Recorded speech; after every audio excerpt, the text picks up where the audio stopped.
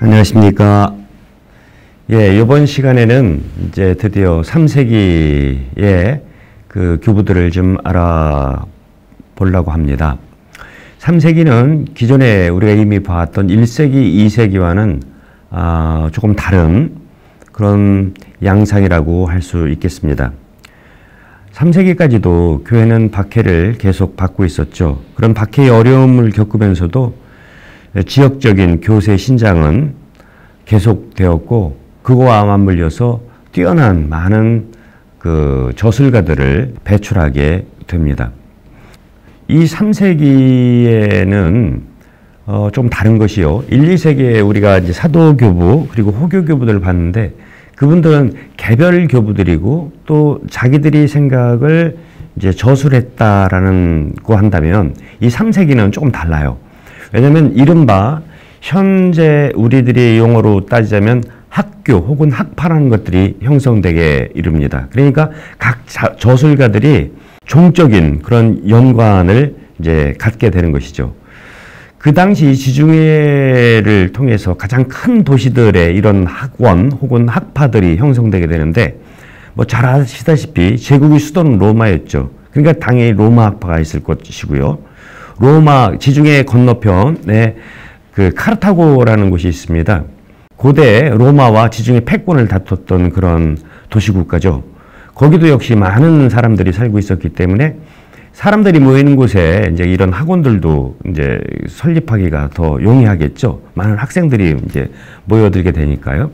그래서 카르타고 학파 혹은 북부 아프리카 학파라고도 불리는 이런 학파들이 형성되게 이루고, 뭐니 해도 가장 그 위대한 그 새로운 신학의 전기를 보여준 저술가들이 태동하는 곳은 알렉산드리아라는 곳입니다. 그래서 이 알렉산드리아 학파라는 곳도 있고, 또 후대에 아직 3세기지만 4세기에 더 빛을 볼 안티오키아 학파, 이런 거대 도시들을 메트로폴리스에 이제 기반을 둔 그런 학파들이 이 3세기에 일어나게 되고, 이 학파들은 이제 3세기, 4세기, 5세기를 거치면서 자기들 나름대로 독특한 신학적인 색깔을 띠게 됩니다.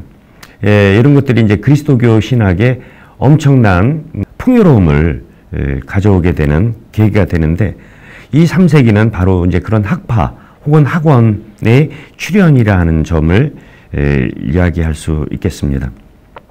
그러면 제일 먼저 소위 이야기하는 알렉산드리아 학파에 대해서 알아보도록 하겠습니다.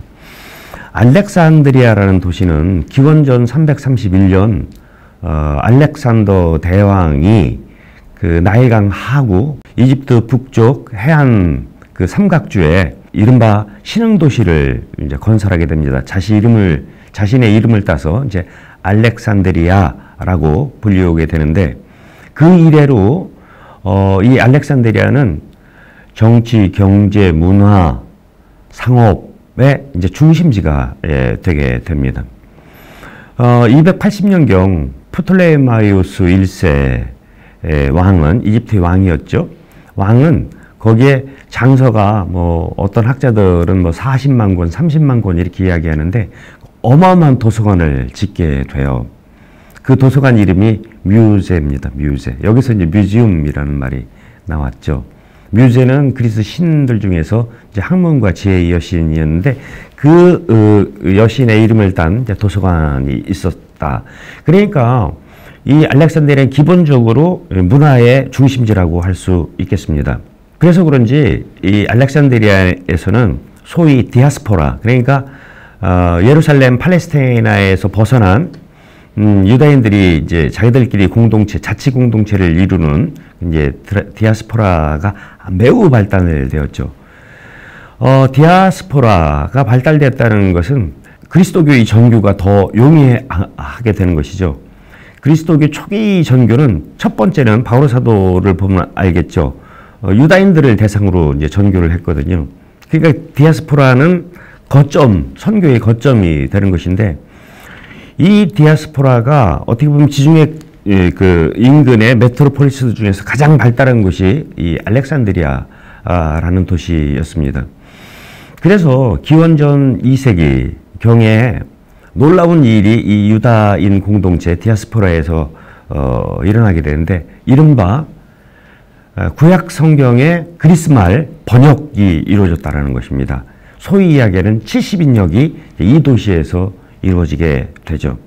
신화에 의하면은 72명의 그 번역가들이 전부 다른 장소에서 자기만이 번역을 했는데, 그게 나중에 맞춰보니까 한 글자도 틀리지 않고 이제 다 맞았더라라는 그런 신화가 내려올 정도로 그 셉트아진타, 즉 70인역의 영감설에 대해서는 히브리인들, 유다인들도 인정했거니와, 사실 교부들은 전부 히브리말을 알지 못했잖아요.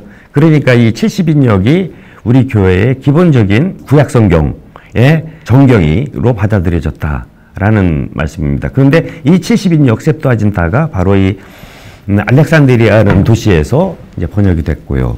뿐만 아니고 기원 후 50년경에 사망한 아주 유명한 유다인 학자가 있었어요. 그 사람 이름이 뭐냐면 필론이라는 분인데, 이 양반은 자신들이 그 유다이즘이죠. 특히 유다의 성경, 토라죠. 모세 오경이 진리 자체를 담재하고 있는 철학이다라고 이야기하고 싶었어요. 근데 문제가 됐던 것은 그 성경을 어떻게 구체적으로 매일의 삶 속에서 진리가 이제 드러나도록 해석하느냐, 이 문제였죠. 이 해석을 일반 철학자들이 했던 그 해석의 원칙을 빌려다가, 그러니까 철학자들이 고대의 신화, 호메로스의 신화를 해석하는 그 기법을 성경에 대입하게 되는 것이죠. 이렇게 성경을 읽는 그 방법을 알레고리아라고 이야기합니다. 그러니까 문자 외에, 문자는 그 포장일 뿐이고 그 안에 있는 알맹이, 또 다른 그 무엇, 그 의미를 찾아내는 것, 이게 이제 그 알레고리아적 독서 방법이라고 할 수 있겠죠. 이것을 그래서 한국말로는 은유적 방법, 비유적 해석 방법, 혹은 우의적 방법 등으로 이제 해석할 수 있어요. 골자는 그렇습니다. 글자 자구 자체도 의미가 있지만 그 자구가 의미하는, 그 글자가 의미하는 영적인 의미가 무엇이냐를 추구해 나가는 것. 이게 왜 그런가 하니, 고대 히랍에 수많은 신화들이 있는데 그 신화들을 보게 되면은 우습지요. 이렇게 말도 안 되는 얘기인데, 그래도 그 신화가 구체적인 내 삶 속에서 어떤 영향을 미치느냐, 그것을 바라보고 해석할 수 있는 것이 이게 이제 알레고리아라는 해석 방법인데, 그것을 성경에 대입했다라는 겁니다. 근데 이것은 굉장히 중요한 의미를 지니고 있어요. 이것을 이제 그 3세기 알렉산드리아의 교부들이 그것을 그대로 차용해서 이제 사용하게 됩니다. 어쨌거나 이 알렉산드리아라는 도시는 이렇게 그리스도교의 신학이 발전할 수 있는 토대가 이미 이 도시 자체가 이제 가지고 있다라고 이제 말할 수 있겠죠.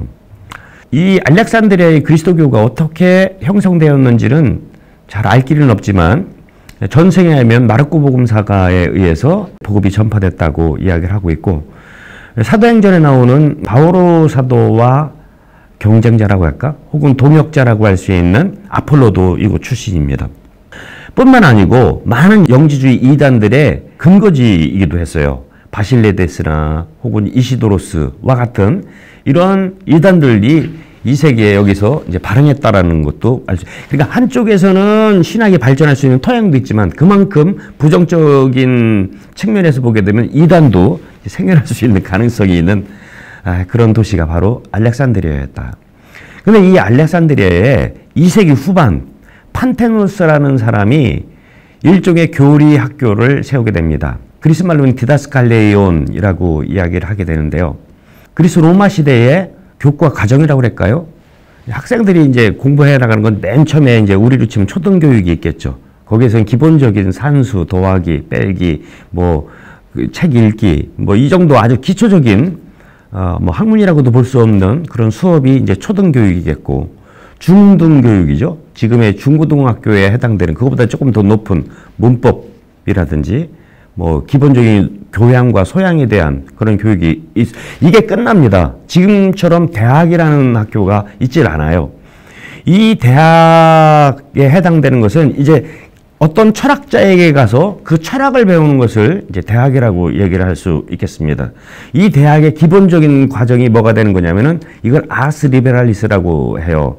이제 자유학이라고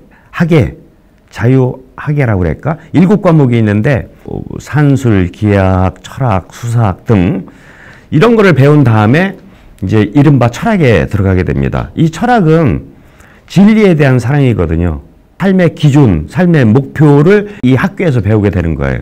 가장 유명한 학교는 아테네에 있는 플라톤의 아카데미아죠. 이제 이런 식으로 각 철학자들은 자기들의 학교를 세우게 됩니다. 2세기 때 유스티노가 로마에 아카데미아를 세웠다고 그랬지 않습니까? 바로 그런 거예요. 근데 이제 그때 유스티노 같은 경우에는 물론 따시아누스라는 훌륭한 제자가 있었지만 계속 종적인 역사의 흐름에 따라서 그 종적인 그 학파의 독특한 신학적 성향이 계승되지는 않았거든요. 근데 이 3세기에는 이런 것들이 이제 계속해서 이어지게 됩니다. 지금 3세기에 이 판테누스에서 세워진 이 디다스칼리온에서 배운 사람들은 4세기, 5세기, 6세기까지 자신들만의 독특한 성경 해석 방법과 독특한 신학적 방법론이 사용돼서 신학을 수행하게 됩니다. 그런 것이 이제 이 3세기에 이제 만들어지게 되는데, 이제 알렉산드리아 이 학교죠. 디다스칼레이온 학원을 세운 사람은 판테누스라는 분인데, 이분에 대해서는 잘 알려져 있지가 않고 단순히 그냥 판테누스가 이 교리학원을 설립했다 정도만 우리가 알 수 있게 됩니다. 이제 본격적으로 이 학원이 이제 융성 발전하게 되는데, 그 사람이 이제 클레멘스라는 분입니다. 로마의 그 주교였던 로마의 클레멘스와 이제 비교하기 위해서 이 사람 이름을 이제 알렉산드리아의 클레멘스라고 부르게 되죠. 그리고 그 후임으로 이제 오리게네스라는 위대한 신학자가 드디어 탄생하게 됩니다. 그러면 먼저 이 알렉산드리아의 클레멘스에 대해서 잠시 보도록 하겠습니다. 원래 이름은 티투스 플라비우스 클레멘스라는 이제 풀네임을 가지고 있는데, 우리는 그냥 알렉산드리아의 클레멘스 정도로 이제 부르고 있어요. 150년경에 아테네의 이교 가정에서 태어났다라고 이제 추정해 볼 수 있고요. 한 30세쯤 돼서 180년경에 이제 알렉산드리아에서 그리스도교에 이제 입문하게 됩니다. 근데 이는 그리스도교에 입문하기 이전에 이미 다양한 이교 철학을 거쳤고요. 시, 고고학, 신화학, 문학 등 여러 가지 학문에 이제 박학했던 인물이었던 것 같아요. 왜냐면은 이가 쓴 저서들을 보게 되면은 뭐 어마어마한 박식함이 행간에 이렇게 숨어 있음을 볼 수 있기 때문에 그렇죠.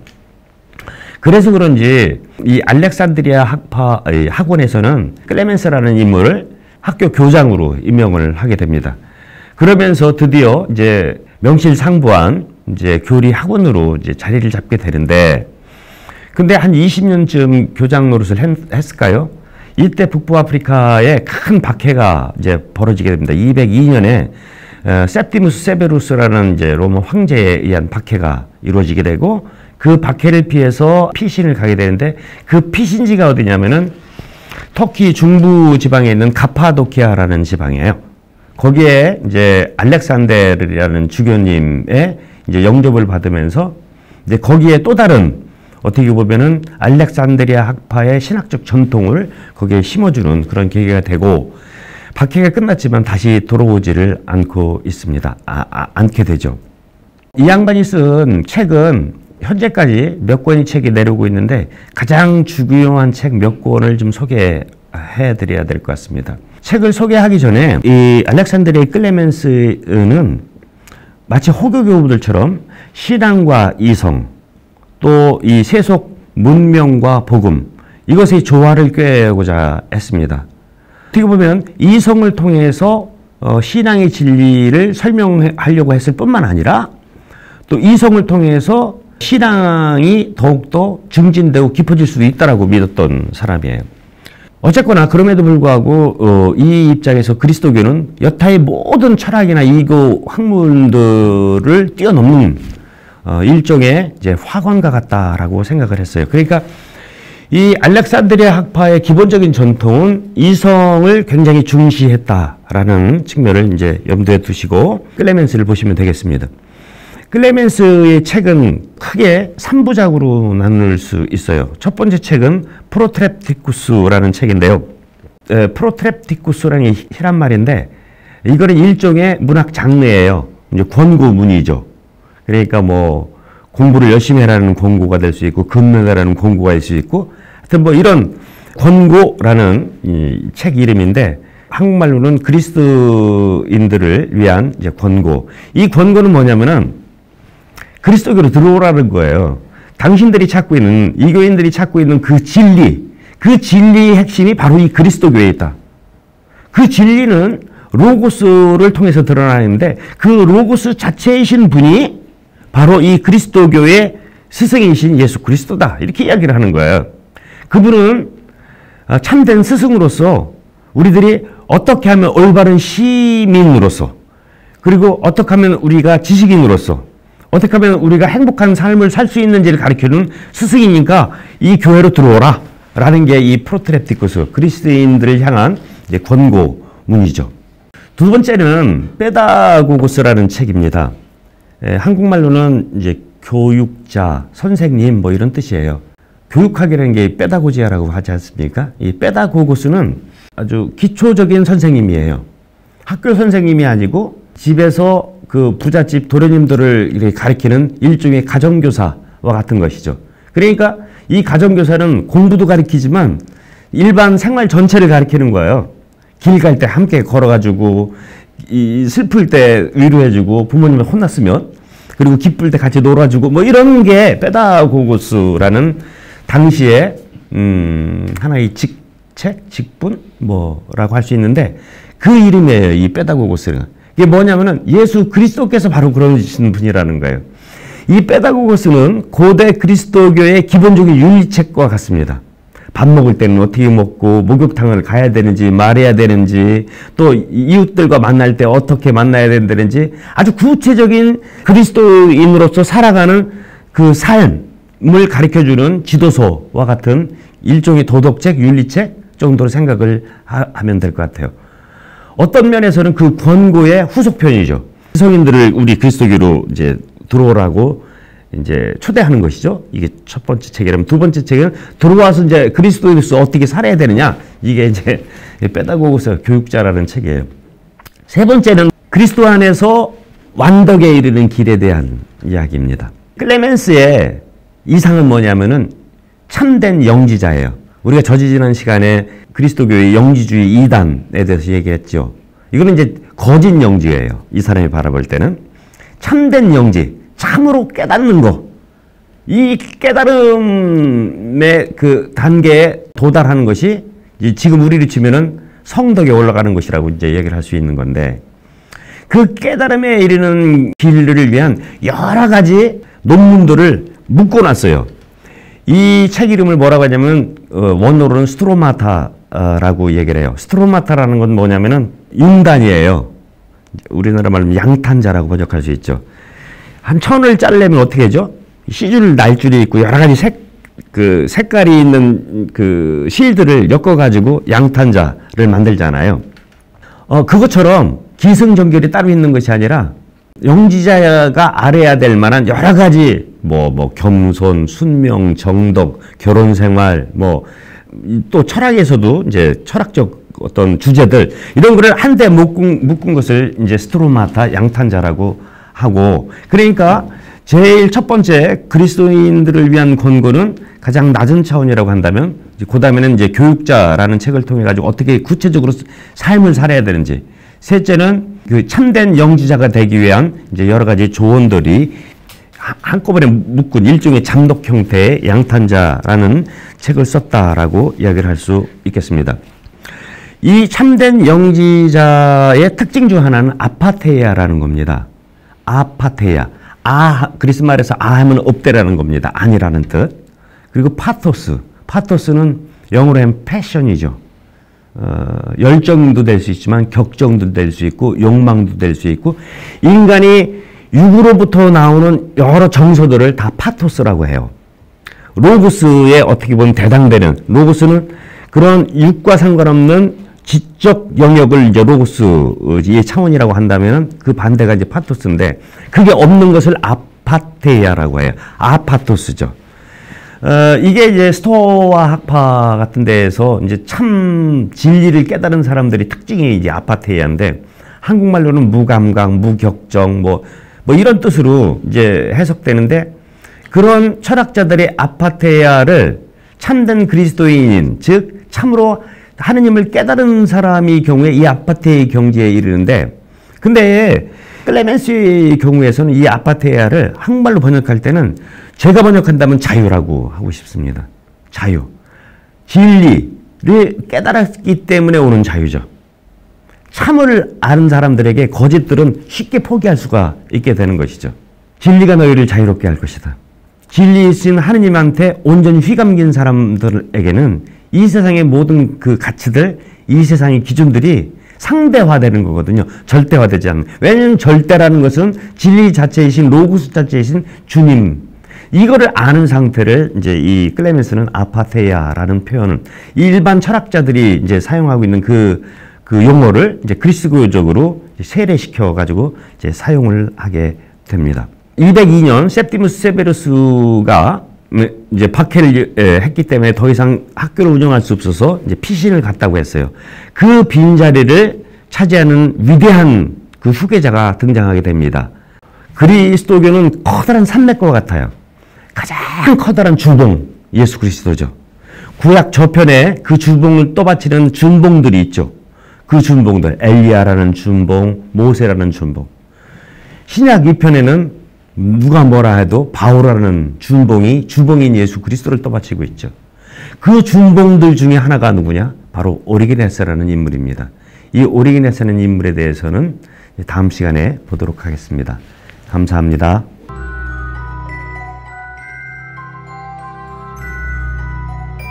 안녕하십니까. 3세기의 교부들에 대해서 살펴보고 있는 중입니다. 3세기의 특징은 개별 교부가 아니라 각 교부들이 하나의 종적인 연관이 되어 있다. 즉 하나의 학파가 형성된다고 얘기를 했고요. 그 학파 중에서 가장 유명하고 또 후대 신학에 영향을 미친 알렉산드리아 학파를 보고 있습니다. 알렉산드리아 학파는 판테노스라는 사람에 의해서 설립되었지만 그 다음 후계자인 알렉산드리아 클레멘스라는 교부에 의해서 이제 성장하게 되고, 무엇보다도 오늘 살펴볼 이 위대한 인물, 북부아프리카의 천재라고 할 수 있는 이 오리게네스를 통해서 알렉산드리아 학파의 그 팀 칼러, 신학적 그 방법론이 완성되기에 이르게 됩니다. 오리게네스의 삶을 잠깐 보자면, 이는 185년경에 그 알렉산드리아에서 태어나게 됩니다. 그리고 이제 돌아가신 것은 카이사리아 지방에서 돌아가시게 되는데 253년경으로 추정됩니다. 아버지가 레오니데스라는 분이었는데 아주 열심한 신자였던 것 같아요.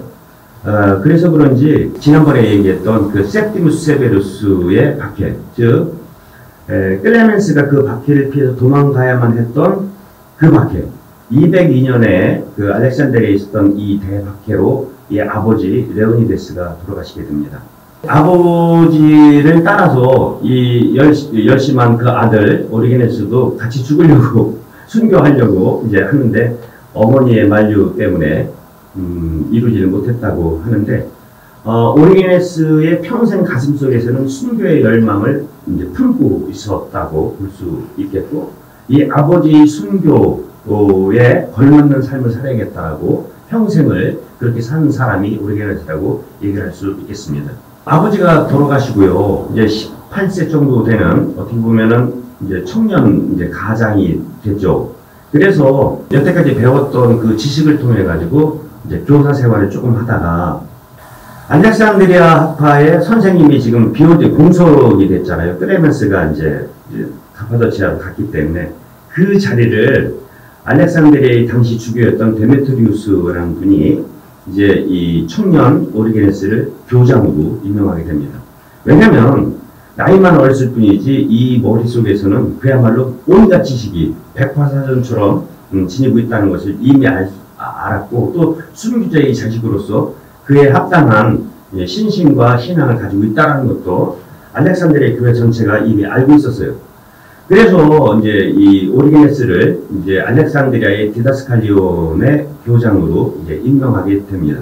203년부터 231년까지 거진 30년 동안 늘 그의 생애의 전반기라고 할 수 있습니다.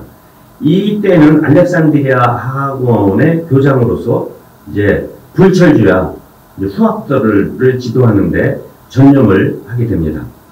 너무 많은 사람들이 이 알렉산드리아의 그 스승의 지적 광활함에 매료당하고 뿐만 아니고 그의 가르침으로 끝나는 것이 그 삶의 모범으로 뭐 많은 이들이 이 알렉산드리아 학교에 이제 쇄도하게 되죠. 지난번에도 말씀드렸듯이 이 디다스칼리온에서는 단순히 뭐 신학만 가르치는 것이 아니었어요. 신화를 하기 이전에 필요한 기초 학문들을 가르쳤죠. 수사학이라든지 수학이라든지 심지어는 음악, 하여튼 기초적인 학문을 가르치고 그 다음에 이제 성경을 통한 신학을 배우게 되는데 사람들이 너무 많이 오니까요. 반을 초등반과 이제 상급반으로 이렇게 나누게 되고 자신의 그 뛰어난 제자 중에 한 명을 기초만을 지도하라고 떼어주게 됩니다. 헤라클라스라는 제자죠. 그리고 자기는 이제 좀 더 진보한 고학년들을 이제 가르치게 됩니다. 이 알렉산드리아 시절에 이의 명성이 그리스도인뿐만 아니고 이교인들에게도 퍼지게 됩니다. 그리스도교라는 새로운 철학에 대한 철학 선생이 되어버린 거예요. 그래서 많은 이들이 이에게 그리스도교를 가르쳐달라고 하게 됩니다. 심지어는 아라비아 지역의 총독이 불러서 그리스도교가 도대체 뭐냐? 왜냐하면 자기가 관할하고 있는 그 지역에 종교적 갈등이 있었게 되거든요. 근데 그 종교 갈등을 해결하기 위해서는 그리스도교를 알아야 되니까 그리스도교가 누군지 당대의 가장 뛰어난 스승을 불러다가 초빙해가지고 배우게 되죠. 뿐만 아니고 당시의 황제가 알렉산데르 세베루스였는데 이 알렉산데르 세베루스의 엄마가 율리아 만메아라는 분인데 이분도 지적인 호기심이 대단했나 봐요. 황후가. 그래서 오리게네스를 불러서 이제 그리스도교가 뭔지 배우게 되기도 합니다. 뿐만 아니고 로마에도 가서 당시의 로마의 가장 위대한 학자였던 히폴리토스와의 신학적인 교류도 하게 됩니다. 이렇게 명성이 알렉산드리아를 뛰어넘어서 이제 오리게네스의 이름이 이제 퍼지게 되는데요. 한 번은 또 다른 박해가 이루어지게 됩니다. 216년인데 그 까라칼라라는 로마 황제에 의해서 북부아프리카 이 알렉산드리아를 중심으로 한 국지적인 박해가 아주 심각하게 이루어지게 돼요. 그래서 이 박해를 피해서 피난을 가게 되는데 그 피난을 갔던 장소가 어디냐면 팔레스티나 지방이에요. 근데 이 팔레스타인에 갔는데 거기에 있는 주교님들이 거기 있는 그 교우들이 이 뛰어난 선생이 왔으니까 강의를 좀 해달라고 하는 거예요. 근데 이 고대에는요 사제서품을 받지 않으면은 주교들 앞에서 그리고 신자들 앞에서 강론을 할 수가 없었어요. 그래서 이제 그 부탁을 들어주지 못하죠. 그리고 이제 박해가 끝난 다음에 다시 자신의 고향에 와서 이제 본업에 소명에 이제 본 소명에 이제 충실하게 돼요. 그로부터 15년 후 그러니까 231년 경에 아테네로 출장을 가야만 했습니다. 그 아테네에 또 신학적 논쟁이 벌어졌는지 알렉산드리아에서 이제 그리스까지 이렇게 가는 길에 팔레스티나를 경유할 수밖에 없었죠. 근데 그 경유했을 때 거기 있는 주교님들이 욕심을 내요. 무슨 욕심을 내냐면은 지난번에 강의해달라고 안 해줬잖아요. 왜냐면 자기가 소품을 안 받았으니까. 그러니까 이번에는 그 주교님들이 그냥 오리게네스에게 소품을 줘버립니다. 근데 이제 이게 문제가 되는 거예요. 왜? 교리학교 교장으로서의 직속 상관은 데메트리우스 주교 알렉산드리아의 주교님이었거든요. 근데 그의 사전 통보나 동의 없이 서품을 준 거예요. 더더군다나 이 서품에는 조금 심각한 문제가 있었어요. 그 문제가 뭐냐면은 마태복음에 보게 되면은 하느님 나라를 위해서 고자가 되는 사람이 있다라는 이야기가 나와 있는데 오리게네스는 이 그 성경 말씀을 그대로 따랐죠. 그래가지고 하느님 나라를 위해서 스스로 거세를 하게 되는 겁니다. 요즘 교회법도 마찬가지지만 그 옛날에도 이렇게 불구인 사람, 성적 불구인 사람은 사제 서품을 받을 수 없거든요. 그러니까 이게 문제가 된 거예요. 그러니까 데메트리우스 주교 같은 경우에는 서품 무효를 주장하죠. 자신의 동의 없이 받은 그 서품의 행위 때문에 알렉산드리아 교장 직위로부터 그 일을 이제 파문하게 되죠. 뿐만 아니고 교회 회의를 통해서 그를 이제 파문하게 되고 231년에 이제 그 결정, 알렉산드리아 교회의 파문 결정이 있었는데 바로 데메트리우스 주교가 죽어요. 죽는데 그 후임자가 누구냐면은 아까 말씀드렸던 오리게네스의 제자이고 또 그 초급반 지도를 맡겼던 그 헤라클레스가 주교가 됩니다. 그러면은 이제 복권의 어떤 일말의 희망이 있게 되죠. 그런데 복권을 안 시킵니다. 이거에 대해서는 이제 이야기가 굉장히 많은데 한편의 드라마예요. 어쨌거나 이거는 이제 나중에 다시 오리게네스의 저서를 이제 읽으면서 이제 더 설명을 드리도록 하겠습니다. 이렇게 231년을 기점으로 해서 오리게네스는 자신의 고향을 떠날 수밖에 없었어요. 그가 찾아가는 곳, 아니 그를 애타게 반겼던 곳이 있죠. 바로 그 일을 서품 주었던 그 팔레스티나 지역이에요. 그 팔레스티나에서도 가장 큰 도시인 카이사리아에 학원을 만들게 되는 거예요. 디다스칼리온과 같은. 이제는 여기에서 그러니까 생애 후반기 약 20년간 이제 엄청난 신학 연구와 그리고 수많은 제자들을 양성하게 되죠. 그 제자들 중에 뛰어난 사람은 이제 4세기에 그 카파도치아 교부들에게 엄청난 영향을 주게 될 기적의 그레고리우스라든지 팜필루스라든지 그리고 카이사리 에우세비우스 다 이 오리게네스의 제자의 제자들이라고 볼 수도 있죠. 그러니까 알렉산드리아 학파가 어떻게 보면 오리게네스의 카이사리아로 이렇게 이제 새로운 둥지를 틀게 되면서 이 알렉산드리아의 신학이 이 카이사리아에 또 접목되게 되고 거기서 20년 동안 가르쳤으니까요. 수많은 그 제자들과 모론들이 여기에서 쓰여지게 됩니다. 그의 말년은 박해 때문에 그렇습니다. 250년경에 아주 큰 박해가 일어나는데 이번 박해는 데키우스라는 황제에 의해서 벌어지는 박해입니다. 이 박해에 오리게네스는 잡혀 들어가요. 그런데 이 오리게네스는 엄청난 고문을 받습니다. 근데 이 고문 기술이 기가 막힌 것이요. 죽지 않을 만큼만 괴롭히는 박해예요. 왜냐면은 이교인들도 박해자들도 오리게네스가 얼마큼 중요한 인물인지를 알고 있었거든요. 그래서 오리게네스의 배경은 심각한 타격을 그리스도교에 양해줄 거를 알고 있었죠. 그래서 죽이지는 않는 거예요. 그 대신 엄청난 고문으로 이제 배교를 유도하게 되죠. 그렇지만 어느새 데키우스의 박해가 이제 끝나게 되고 그 기나긴 옥고를 마치고 나오게 됩니다. 그렇지만 옥고의 후유증에 의해서 68세의 나이로 이제 돌아가시게 되죠. 오리게네스는 문제적인 인물이에요. 살아있을 때도 오리게네스 때문에 교회 회의가 열릴 수밖에 없었죠. 왜냐면은 그 불법적인 소품 또 그의 그 거세 뿐만 아니고 그의 가르침 자체에도 많은 문제가 있었다라고 당시의 학자들도 봤어요. 왜냐면은 이는 너무 폭넓게 하느님의 신비에 대해서 연구하려고 했기 때문에 그렇죠. 그래서 이 오리게네스는 자기가 살아있을 때도 논쟁의 중심에 있었지만 죽은 다음에도 3세기 후반 4세기에는 성 예로니모와 루피누스가 엄청난 오리게네스 논쟁을 일으키게 되고요. 5세기, 6세기, 7세기까지 이 오리게네스는 요지 인물이 되게 됩니다. 수많은 책을 쓰게 돼요.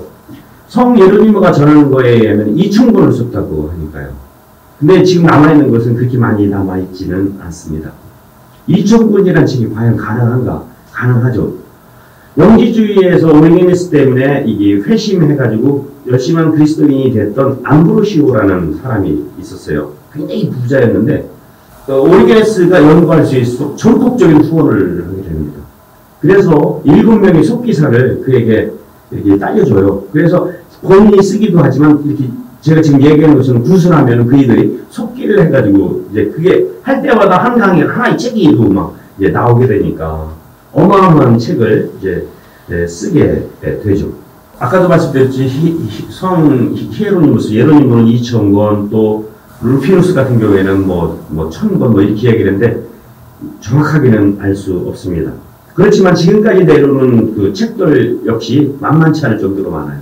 근데 이 책은 대부분이 원문으로 나오는 것보다도 이 아까 얘기했던 예로니모나 루피누스라는 사람에 의해서 라틴말 번역으로 혹은 그 외에 다른 나라 말 번역으로 현재 우리에게까지 전해지는 책들이 대부분이라고 이야기를 할 수 있겠습니다. 그러면 저서들 몇 개를 좀 소개해 보도록 하겠습니다. 제일 먼저 중요한 것은 헥사플라라는 책입니다. 그리스 말에서 헥사 하면은 6이라는 뜻이에요. 이 책이 무슨 책이냐면은 그리스도교의 역사상 제일 첫 번째로 성경에 대한 본문 비판을 한 사람이 바로 이 오리게네스입니다. 6개의 칼럼을 한 거예요. 한 구절, 똑같은 동일한 성경 구절을 이 한쪽 칼럼에는 히브리말 원어, 그 다음에 두 번째 칼럼에는 히브리말을 그리스말로 옮긴 거죠. 예를 들어서 히브리말의 어떤 그 문장을 그리스말로 음차한 거예요. 그 다음에는 그 당시에 4개의 성경 번역본이 있었습니다. 그리스말 성경 번역본. 신마쿠스, 아킬레아, 테오도시오, 그리고 septuaginta 70인역. 6개 히브리말 한 칼럼, 그거를 그리스말로 이제 음차하고 아킬라, 신마쿠스, 70인역, 테오도시우스. 그러면서 한 성경 구절이 어떻게 번역되고 어떻게 되는 건지를 보는 거예요. 이거를 전체 성경을 다 했다는 겁니다. 대단하죠. 어마어마한 작업인데 지금 아깝게도 남아있지는 않습니다만은 단편으로 지금 이렇게 남아있어요. 오리게네스가 성경에 대해서 얼만큼 집착했는지를 우리는 알 수 있게 됩니다. 오리게네스는 전체 성경을 다 주해하게 됩니다.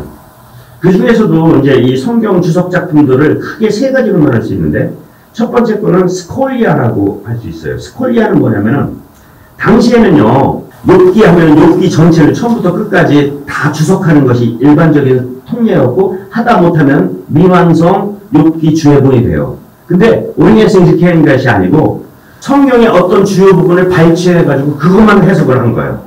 예를 들어서, 하나님의 창조다 하면은, 당연히 창세기 1장, 2장이겠죠. 뿐만 아니고 예언서에서도 창조를 언급하는 것들을 뽑아 발췌를 해가지고 그 발췌하는 것들을 주석하는 거예요. 어떻게 보면 성경의 주제별 발췌 해설이라고 얘기를 할 수 있죠. 다양한 스콜리아를 쓰게 됩니다. 온전하게 지금 이 스콜리아가 다 남아있지는 않고 후대에 카텔라라는 성경 주석하는 그 또 다른 문학 장르가 있는데 후대의 그 장르 안에 단편들이 지금까지 전해지고 있어요. 또 하나 성경에 관한 이 작품이라고 한다면 호밀리아라고 할 수 있습니다. 그리스말로. 한국말로 하면 강론이에요. 말 그대로 이거는 전례 중에 한 강론이라고 할 수 있겠습니다. 오리게네스의 생애, 오리게네스의 변론이라는 책을 팜필루스하고 카이사리의 에우세비우스가 쓰게 되는데, 이 생애를 보게 되면은, 이제 사제품을 받은 거잖아요. 이제 그 카이사리아에서는, 알렉산드리아에서는 평신도로서 학교 교장이었지만, 이 카이사리아에서는 매일 강론을 했다고 합니다. 왜냐면 매일 미사를 드려야 되는 거니까요. 에우세비우스 같은 경우에는 수요일하고 금요일날 강론했다고 하고, 팜필루스 같은 경우에는 매일 했다고 하는데, 어떻게 더 하는지 모르겠지만 하여튼 수많은 강론을 했는데, 그 강론이 전체가 거진 500개의 강론에 이르러요. 근데 여기서 이야기하는 그 강론은 전례 중에 이루어지긴 하지만, 이렇게 우리 요즘 평일날 때 5분, 이 정도의 강론이 아니에요. 굉장히 긴, 이제, 강론이 되는데, 거진 500개, 정확하게 474개? 제 기억이 정확하다면, 한 그 정도의 강론 중에서 지금 남아있는 것은 50편이 안 됩니다. 그 다음에 이렇게 스콜리아, 호베리아, 발췌 해설 강론이 있고요. 그리고 이제 가장 중요한 게 있죠. 주석이죠. 이걸 똠모이라고 하는데요. 그리스 말로는. 한국말로는 그냥 주석서예요. 강론이 일반 평신도들을 위해서 평이한 저거라고 한다면 이거는 성경학적인 접근 방법이에요. 수많은 주석 작품을 남겼습니다. 근데 아쉽게도 지금까지 전해 내려오는 것은 마테오복음주에, 요한복음주에, 로마서주에, 그리고 가장 중요한 아가서주에가 있어요. 이 아가서주에는 굉장히 중요합니다. 이 아가서주에는 성경주에이기도 하지만 한 영혼, 그 아가서 보면은 이제 결혼한 그 신부가 신랑을 계속해서 이제 찾아가는 그런 과정이 이제 노래로 엮여지는 거잖아요. 이 오리게네스에 있어서 이 아가서는 성서신학과 영성신학이 이제 이렇게 엮여가지고 한 영혼이 하나님을 찾아가는 그 과정을 아주 잘 드러낸 것이 이 아가서 주회고, 또 아가 강론도 단편으로는 있지만 남아있게 됩니다. 이렇게 이제 성경 작품들은 헥사플라, 6중역본이죠. 발췌 해설, 강론, 그리고 이제 주석서들이 있고요. 또 다른 부류는 호교적 작품이에요. 이 작품은 켈수스 반박이라는 책인데요. 켈수스라는 사람이 진리의 말씀이라는 책을 쓰게 되는데, 이 책은 그리스도인들을 반박하는 책이에요. 켈수스는 당시에 헬레니즘 사회에서 유명했던 학자 중에 한 명이었던 것 같아요. 근데 이 사람이 순전 이성적으로 그리스도교가 얼마만큼 무모한 미신인지를 드러내기 위해 가지고 아주 굵은 책을 써요. 물론 그리스도교가 국교가 되면서 이 켈수스의 진언이라는 책은 없어지게 되죠. 폐기되죠. 그런데 이 오리게네스 이 켈수스 반박 때문에 우리는 그 켈수스가 어떤 내용을 썼는지를 알 수 있게 돼요. 왜냐면은 오리게네스는 켈수스가 쓴 거를 그냥 반박하는 것이 아니고, 요즘 말하면 컨트롤 C, 컨트롤 V를 하는 거예요. 완전히 갖다가 그대로 옮겨놓고 그걸 조목 반박하고, 또 컨트롤 C, 컨트롤 V를 따놓고 또 반박하고. 그러니까 그대로 옮겨놨거든요. 이게 이제 켈수스 반박인데, 다른 그 오리게네스의 원본들은 거진 다 상실됐다고 제가 말씀드렸는데, 이것만큼은 원본 그대로 남아있어요. 왜냐면은 이교인에 대한 그리스도 지성이 어떻게 반박하는지에 대한 대표적인 예거든요. 그리고 이거는 지금도 우리가 보면 깜짝깜짝 놀래요. 두 가지 형태로 놀랄 수 있어요. 그 켈수스라는 사람이 얼마만큼 그리스도의 핵심을 파악하고 있는지. 그 질문은 아주 중요합니다. 근데 그 질문에 대한 또 날카로운 그리스도교 지성이 어떻게 대답하는지. 이게 너무 재밌죠. 볼륨도 제법 돼요. 이것도 언제 기회가 되면은 함께 읽어보도록 하겠습니다. 이렇게 호교론 작품이 있고, 성경에 관련된 작품이 있고, 교리에 관한 작품은 대단히 많아요. 근데 많이 있는데 그 중에서 가장 중요한 작품, 오리게네스라는 떠오르는 작품이 있죠. 그 작품이 뭐냐면 원리론이라는 책입니다. 데 프린치피스라고 라틴 말로는 페리아르콘이라고 이제 이야기해요. 원리의 원리. 하느님이 원리죠. 그 하느님에 대한 책인데, 어떻게 보게 되면은 신학 전체에 대한 교과서라고 얘기를 할 수 있겠습니다. 토마스 아퀴나스가 중세에 숨마 테올로지카를 쓰던 신학대전, 그거와 병줄만한 대작입니다. 감사스럽게도 이게 한국말로 지금 번역이 되어 있어요. 대부분의 책들이 번역이 안 됐는데, 그래서 이 원리론을 전국적으로 읽으면서 함께 공부했으면 좋을 것 같습니다. 원리론은 크게 네 권으로 되어 있어요. 첫 번째 거는 하느님에 대한 거죠. 신론이라고 얘기를 할 수 있죠. 삼위일체론 그리고 그리스도론이 여기서 이제 다뤄지게 됩니다. 요즘 신학의 과목으로 이야기하자면 뿐만 아니고 하느님과 관련된 것들이 이제 주로 제1권에 나와 있고요. 제2권은 글쎄요, 요즘 말로 하면 우주론 혹은 종말론이라고 얘기를 할 수 있습니다. 그러니까 하느님을 제외한 이 세상이 어떻게 창조되고 이 세상에 어떻게 움직이고 있는지를 신학적으로 설명한 거라고 할 수 있죠. 그리고 세 번째 거는 인간학이에요. 인간이 도대체 누구냐? 를 이제 한 권 전체에서 다루고 있고요. 그리고 이제 네 번째 권이 뭐냐면 요즘으로 치면 계시론이라고 할 수 있어요. 조금 더 풀이 얘기하면 성경을 어떻게 읽어야만 되는 거니? 성경이 도대체 뭔지? 이거에 대해서 이제 이렇게 이야기를 하고 있는데 제가 너무 짧게 그냥 이렇게 이 설명하는 것 같습니다. 사실 한 줄만 가지고도 우리가 한참 묵상을 해봐야 되는 건데 이 어마어마한 대작 원리론을 이렇게만 소개하고 넘어가야 할 것 같습니다. 그 외에도 뭐 다른 많은 책들, 교회론에 관한 책들이 있는데요. 그걸 이제 건너뛰기로 하고 다음에는 실천 윤리적인 작품이라고 할 수 있겠습니다. 그 중에 당연 이것도 그리스도 원문으로 남아 있어요. 그러니까 후대 문제가 좀 되는 이 교리론 책들은 원문으로 남아 있잖아요. 아까 그 원리론 같은 경우에는 루피누스의 번역본이 온전히 같은 말로 남아 있거든요. 그래서 이제 번역본을 보는 거예요. 우리가 볼 수 있는 것은. 근데 아까 얘기했듯이 켈수스 반박 같은 경우에는 그 시대도 문제가 안 된 책이니까 현재까지 남아 있고요. 이 실천 윤리 작품 같은 경우에는 거진 그리스말로 많이 남아 있습니다. 왜냐하면 후대 영성에 굉장히 큰 도움을 주거든요. 그 중에 한 책이 뭐냐면 기도론이에요. 기가 막힌 거죠. 그리스도교 역사상 제일 첫 번째 기도에 대한 단일책이 쓰여지게 된 겁니다. 기도가 뭐고, 기도는 어떻게 해야 되고, 기도해야 될 때 필요한 내용은 뭐고, 이런 기본적인 그리스도교의 기도에 대한 뭐라고 할까 설명? 이 신학적으로 했다라는 거예요. 단순한 그 권고가 아니라. 이게 이제 굉장히 중요한 책. 굳지는 않지만 후대 그리스도교 영성에 막강한 영향을 미치게 됩니다.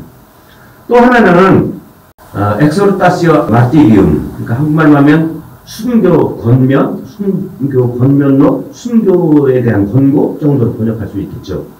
이 책도 대단히 훌륭한 책입니다. 순교가 도대체 뭐냐? 이거죠. 단순히 죽는 것이 순교냐? 그렇게 얘기를 안 해요. 이 기가 막힌 얘기예요. 이 소망의 순교, 양심의 순교, 숨겨진 순교를 통해 가지고 매일 삶 속에서 자기 자신을 죽이는 연습을 하지 않는 사람은 하느님께서 최고의 영예, 최고의 은총의 어떻게 보면 절정인 순교회로 부르질 않는다 이거예요. 그래서 순교 자체가 목표가 아니라 순교에 이르는 그 과정이 굉장히 중요하다라고 이제 이야기하는 일종의 순교 신학이라고 얘기할 수 있을까요? 이제 이 책도 굉장히 중요한 책이라고 얘기를 할 수 있겠습니다. 그 외에도 굉장히 많은 서간을 썼다라고 이야기를 하고 있습니다. 근데 온전하게 전해내오는 것은 몇 개 남아있지 않아요.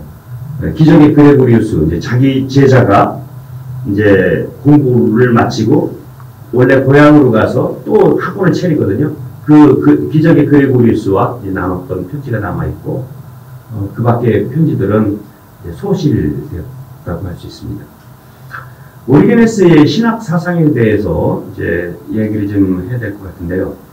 글쎄요, 이거를 참 어떻게 이 짧은 시간에 말씀드리기가 참 어려운데, 오리게네스 하면은 오리게네스에 의해서 본격적으로 삼위일체론이 시작되었다 해도 과언이 아니에요.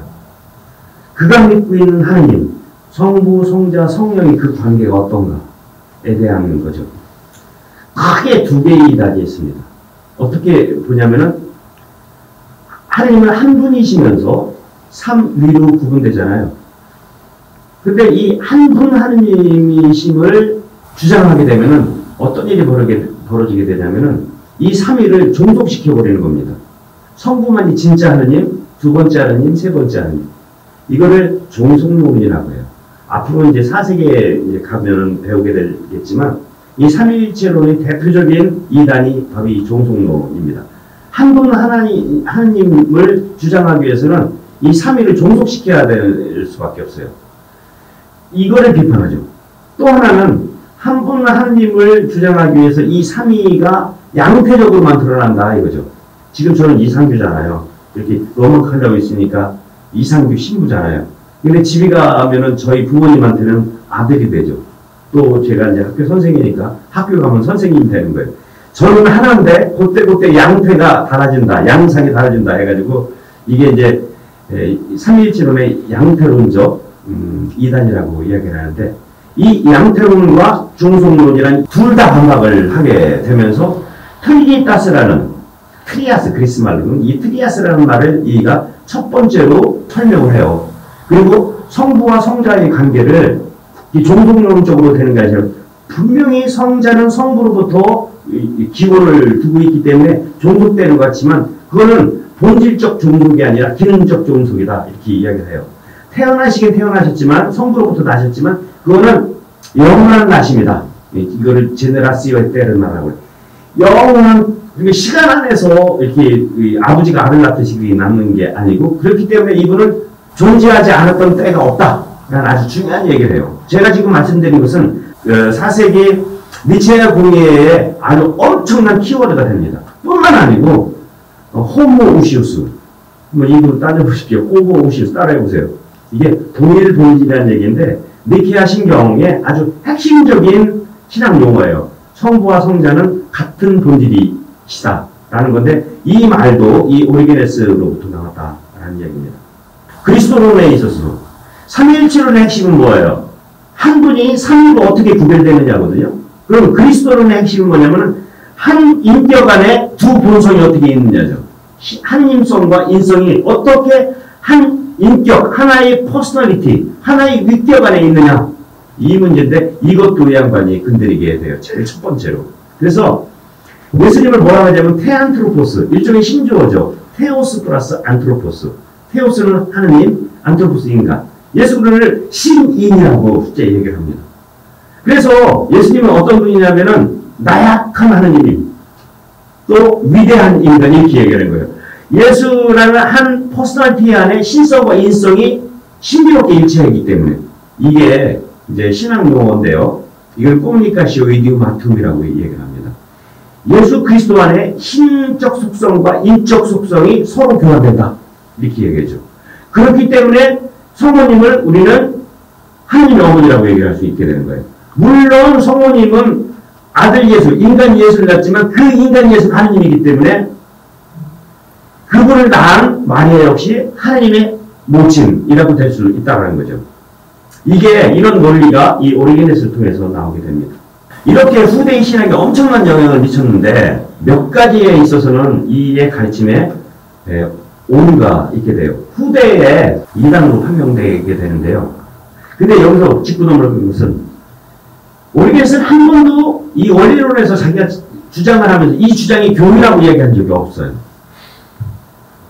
성경을 그리고 교회의 가르침을 읽다 보면은 분명히 믿어야 될 것들이 있다. 하느님은 한 분이시고 성령 역시 하느님이시다. 그런데 성경 그 어디에서도 교회의 가르침 어디에서도 성령께서 어떻게 발하시는지는 알 길이 없다. 우리는 그걸 이성적으로 성경과 교회의 전통을 통해 가지고 한번 신학적 의견, 나는 어디까지나 신학적 의견을 얘기하는 것이지 교회가 이걸 아니라고 하면 나는 언제든지 포기할 자신이 있다. 단 신학이라는 것은 하나님의 신비를 우리 이성으로 어떻게까지 가질 수 있는지 이걸 파헤쳐보는 거 아니냐. 신학적 모범이죠. 교회가 제가 지금 조금만 읽어드릴게요. 저는 이 오리게네스 이야기입니다. 제가 번역 좀 한 건데 저는 교회의 사람이 되기를 바라며 어떤 이단이 창시자가 아니라 세상에서 축복받는 그리스도의 이름으로 불리며 이 이름을 지니길 바랍니다. 나는 그리스도인으로 족하다는 거예요. 그리스도인이라 불리는 것은 영에, 성영에 따르는 것이기보다는 행위에 따르는 제 열망입니다. 그러니까 성령에 의해서 내가 그리스도인이 됐지만 나는 내 삶을 통해서도 참다운 그리스도인으로 살고 싶습니다.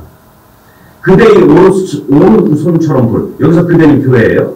오른손처럼 보이고 사제의 명칭을 지닌 채 하느님의 말씀을 선포하는 제가 교회의 가르침과 복음의 규칙을 혹시 위반하여 그대 곧 교회를 불쾌하게 했다면 온 교회가 만장일치로 결정하여 저 곧 그대의 오른손을 잘라버리고 떨쳐버리길 바랍니다. 이렇게 얘기를 합니다.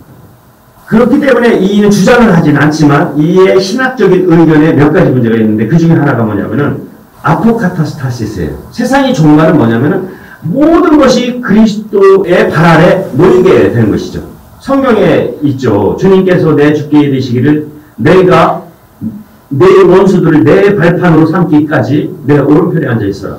이게 이제 시편의 말씀이죠. 세상의 모든 것들이 그리스도 안에 수렴되어야만 하는 거예요. 그래서 심지어는 마귀까지도 이제 나중에 다 회개한다는 거예요. 그렇게 되면 뭐가 되는 거냐면은 지옥도 없어지게 되는 거예요. 세상의 종말은 하나님께서 그 모든 마귀까지도 회개, 이제 아포카타스타시스, 우주의 완벽한 구원의 상태, 우주의 복원이라는 신학 이론이에요. 근데 이게 이제 우리는 안 그렇죠. 영원한 지옥과 영원한 이제 천당으로 가린다. 그리고 또 하나는 그렇게 복원이 됐어도 인간은 근본적으로 또 하느님을 떠날 수밖에 없다라는 거예요. 그러면 그 하느님은 또 그 떠나간 인간을 기다리는 거예요. 마치 집 나간 탕자를 기다리는 아버지처럼. 이렇게 또 세상이 시작된다라는 거예요. 일종의 윤회 세상이라고 이야기할 수 있는데 이것들이 그 오리게네스 논쟁의 아주 주된 문제거리였거든요. 그리고 성소. 인간은요, 세 가지 기능을 가지고 있어요. 인간이, 기능이라고도 요소죠. 인간이 3요소. 이걸 트리코토미아라고 하는데요. 인간은 육적 존재입니다. 동시에 스키아, 혼적 존재예요. 동시에 프네오마틱한 존재예요. 영적 존재예요. 지금은 우리는 인간을 두 요소로 보잖아요. 영혼과 육신으로. 근데 이 시대만 해도 인간을 3요소로 봤어요. 이 데살로니가 전서 5장에 보게 되면 바울하고도 그렇게 구분을 하거든요. 물질, 혼, 영. 근데 성경도 이렇게 물리적으로만 보는 거는 글자 자체만 보는 거야. 그 뒤에 숨은 뜻을 보지 않는 거죠. 그 두 번째는 뭐냐면 성경이 이면에 있는 윤리 도덕을 가르치는 거. 근데 가장 높은 거는 하느님 신비에 대해서 가르쳐주는 겁니다. 이 오리게네스가 성경을 바라보는 것은 이 글자를 통해 가지고 이 영적 단계까지 보는 게 이 오리게네스의 완벽한 해석이었었어요. 이거에 따라서 인간도 나뉘어요. 육신적인 인간. 이게 그냥 물질에 따라서 하는 거예요. 그 다음에 도덕만으로 살아가는 사람. 이건 좀 진보적이긴 해요. 근데 우리는 복음이 도덕책이 아니잖아요. 예수님은 죄인을 구하고 싶다고 그러잖아요. 예수님은 윤리 사상가가 아니에요. 구원자죠. 바로 이 신비. 이거는 이제 완덕자. 베라노시스. 참된 깨달음에 올라. 클레멘스가 얘기하는 참된 영지자가 바로 이 단계거든요. 그래서 성경도 똑같은 책이지만 누구는 문자만 보고 누구는 그 안에서 윤리 도덕만 보고 누구는 거기서 영적인 하느님 나라의 신비를 보는 거예요. 어쨌거나 오리게네스는 이 글자가 글자로 끝나지 않는다는 거예요. 그 말씀이 살아 움직여서 나에게 지금 말을 보여주고 계시다. 그래서 나를 하느님이 신비로 인도하고 있다. 이게 이제 오리게네스가 바라보는 성경의 의미예요. 그리고 오리게네스가 바라보는 중요한 성경 해석 방법 중에 하나는 성경은 한 몸입니다. 그렇기 때문에 성경을 통해서 성경을 읽어야 된다. 예를 들어 우리가 머리가 아파도 수지침 넣잖아요. 손하고 머리하고 무슨 상관이 있어? 근데 우리는 한 몸이기 때문에 상관이 있다는 거 아닙니까? 체온은 여기 배가 지금 여기 얹힌 거잖아요. 위가 얹힌 건데 왜 손은 여기 손머리를 따냐 이거죠. 마찬가지로 성경은 성경 자체가 이해시킨다. 이게 이제 오리게네스가 바라보는 성경 해석 방법인데 이건 후대에 어마어마한 영향을 미치게 됩니다. 아이고 이렇게 오리게네스를 그냥 마쳐야 될 것 같아요. 근데 오리게네스에 대한 더 자세한 이야기는 나중에 이제 시즌 2가 되게 되면 오리게네스에 대해서 아주 흥미진진하여 그런 걸로 하도록 하겠고 오늘은 요만 마치도록 하겠습니다. 감사합니다. 안녕히 계세요.